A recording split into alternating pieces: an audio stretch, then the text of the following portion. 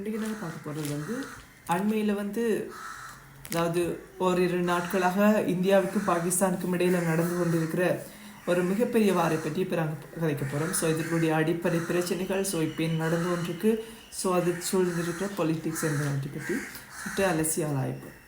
So 2025 April 22ஆம் தேதி ஜம்மு காஷ்மீரின் பகல்காம் பகுதியில் வந்து பயங்கரவாதிகள் நடத்திய தாக்குதலில் வந்து 26 இந்தியர்கள் வந்து உயிரிழந்திருக்கிறார். ஸோ இந்த தாக்குதலுக்கு வந்து பாகிஸ்தானே ஆதரவளித்ததாக வந்து இந்தியா குற்றம் சாட்டியது. ஆனால் இதை வந்து பாகிஸ்தான் அணியினர் என்ன செய்யணும்னா மறுக்கிறீங்க. ஸோ 2025 மே 7ஆம் தேதி ஸோ இந்தியா இதற்கு பதிலடி கொடுக்கும் முகமாக ஆப்ரேஷன் சிந்தூர் என அழைக்கப்படும் என்ற பேரில் வந்து தன்னுடைய யுத்தத்தை ஆரம்பிக்கிறனர். ஸோ இந்திய விமானப்படி ஆப்ரேஷன் சிந்தூர் என்ற பெயரில் பாகிஸ்தான் உள்ள பயங்கரவாத முகாம்களை குறிவைத்து தாக்குதல் நடத்தியது.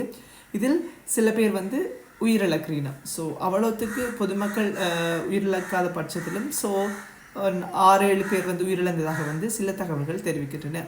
ஸோ பாகிஸ்தானின் பதிலடியாக மே 8ஆம் தேதி பாகிஸ்தான் வந்து இந்தியாவின் பல நகரங்களை குறிவைத்து ட்ரோன் மற்றும் மிசைல் தாக்குதல் நடத்த முயன்றது.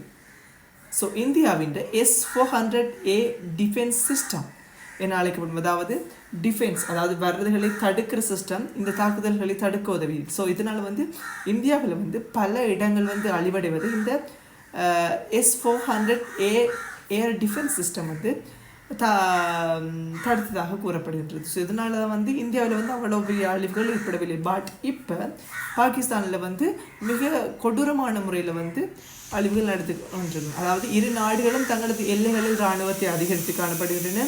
பாகிஸ்தானின் பிரதமர் ஷெஹ்பாஸ் ஷெரீப் இந்தியாவின் தாக்குதல்களுக்கு பதிலடி அளிப்பதாக அறிவித்துள்ளார்.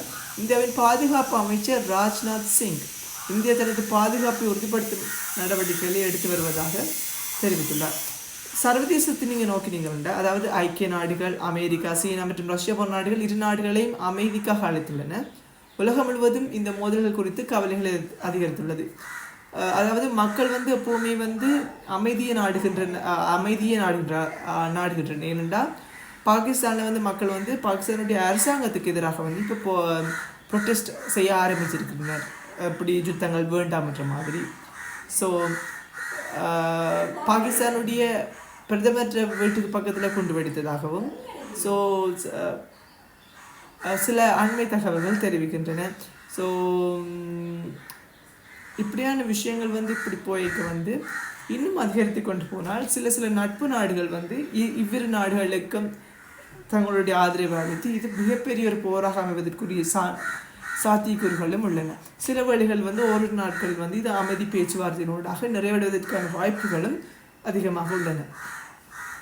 ஸோ இதுதான் இதனுடைய யுத்தம் நடப்பதற்குரிய ஆரம்ப பின்னணியாக அமைந்து வருகின்றன.